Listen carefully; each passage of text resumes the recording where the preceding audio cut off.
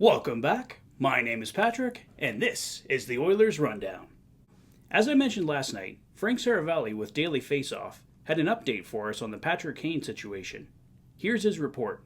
I think there have been a number of teams that have reached out to the Blackhawks specifically to ask the question, saying, what's going on here? Is he open to a move? He does have the full no move, no trade, so he controls what happens.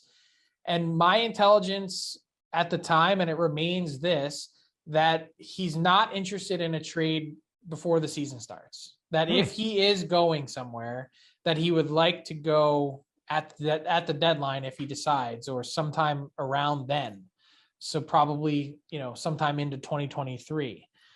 Obviously that can change, but I'm told the teams that had, at least preliminarily discussed or talked about the idea, either internally, externally, what have you, the New York Rangers, the Edmonton Oilers, the Toronto Maple Leafs, I'm sure a team like, I don't know, pick a team, the Vegas Golden Knights, someone that's always in the mix, has, expressed some kind of interest. I wonder about a team like the Los Angeles Kings. Like there's many teams that could fit, not salary cap wise, but, a star like Patrick Kane. So it sounds like any kind of Patrick Kane trade in the immediate future is off the table. I imagine it's a situation the Oilers will keep tabs on, though, and possibly later in the season, we could see Patrick Kane in the orange and blue. On the 32 Thoughts podcast, Elliotte Friedman stated he believes the Oilers' interest in Patrick Kane is legitimate, but like Frank Seravalli, he thinks we don't see anything happen with Kane until closer to the trade deadline, and it's of course completely up to Kane if anything happens at all.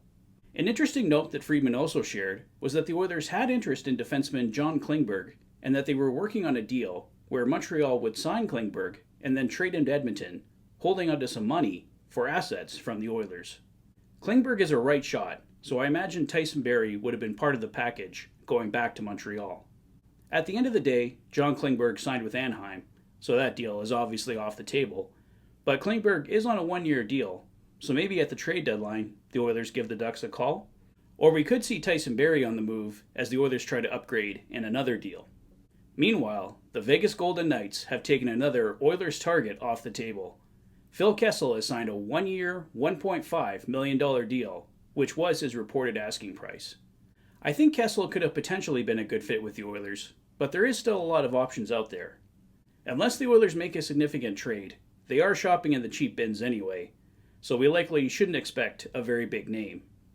Ken Holland has stated in the past he doesn't like bringing in players on professional tryouts unless they have a legitimate chance of making the team. For that reason, I don't think we will see a ton of PTOs handed out. In fact, if there's more than two, I'd be pretty shocked. We are pretty certain Sam Gagner will get a PTO, unless he signed to a contract beforehand, and I imagine the second PTO would go to a defenseman.